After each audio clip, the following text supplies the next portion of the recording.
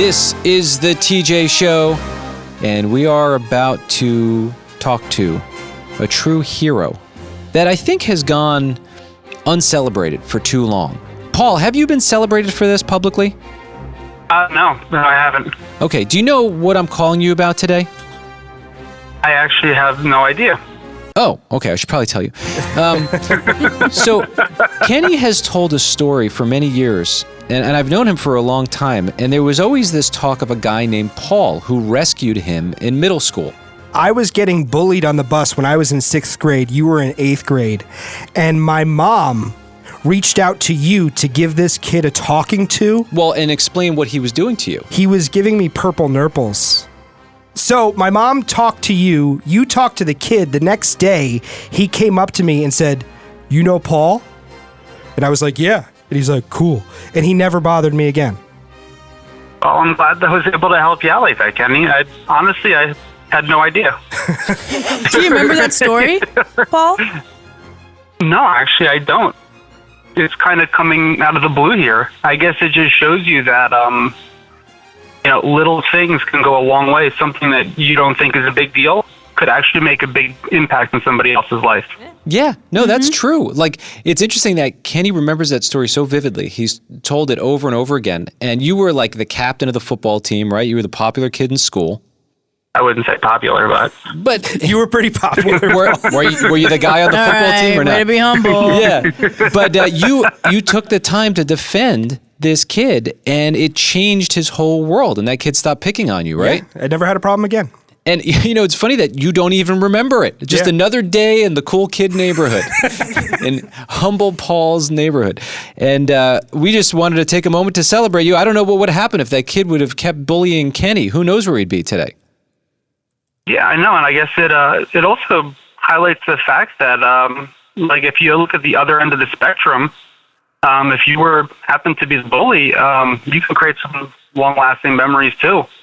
In a negative way rather than a positive. Mm-hmm. I think that serves as a nice message to everybody that just be nice. When was the last time you talked to Kenny, by the way? Oh man, I can't even tell you. Probably since middle school. We haven't kept in touch. But Over 20 years. Yeah, gotta be. Yeah. 30 years, Wow. probably. Yeah. Did you know that he's a big radio star now? I did not. Okay, yeah. Word's still getting out. Now I'm cool, Paul. So we found out something about you and what you do. Your job is very interesting to me because I'm a very big fan of fruit. I love great fruit. You're a guy who goes to other countries and you source fruit when it's out of season here in America? Yes, that's correct. And you're the guy who travels to other countries and you find the good fruit. Yes, so I'll go attend, global trade shows in either Berlin or Madrid, twice a year, and then I'll go out and actually visit the farms in all other countries, see how the fruit's grown, see how the fruit's processed, see how it's packed, and then I import it into the U.S., into the Port of Philadelphia, store it, and then we distribute it from there. That is so cool. That's fascinating. I love that. How did you get interested in something like this? Oddly enough, I married into it. Oh, cool. Nice. My wife's family has been in wholesale produce for, close to 100 years. And then after I came back from the Army, we ended up, dating, and I got into the family business, started with buying, domestically, and then that evolved into buying internationally. That is cool. So do you and your wife get to just go to Italy on a whim and then, get some work done and then hang? We technically could once the kids get a little bit older. Mm-hmm. You're going to notice that with the produce industry, it's very family oriented. So you're not just sourcing from a large corporation. You're actually going to meet the farmer who's, poured his heart and soul into this fruit, developing a relationship with him, his wife, his kids. So it's a very personal business rather than a business-to-business type of relationship.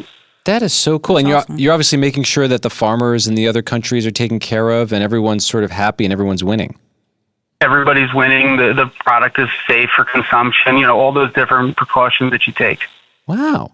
I never thought about that when I go to the grocery store. It's awesome. Oh, this kiwi. Yeah, I'm in the mood for a kiwi. Boom. Where did it come from? And I love that. Well, keep doing what you're doing because I love the fruit. It seems like it's always stocked at the grocery store. It's very convenient.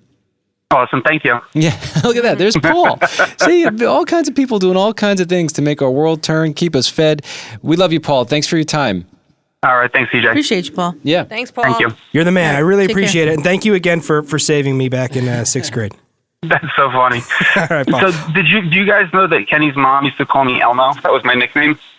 Oh, no. Elmo. I forgot that. too. Why? See? Oh, I'll talk to her. Kenny's his mom was a bully. Yeah. We'll talk to her. We'll take care of I it, was Paul. going to say, he remembers Kenny's mom, but not Kenny. Yeah. Yeah. Good nicknames last for a while. All right, Elma. Thanks, Great. Paul. Take All care, right. Paul. Take care. Bye. Bye-bye. Bye.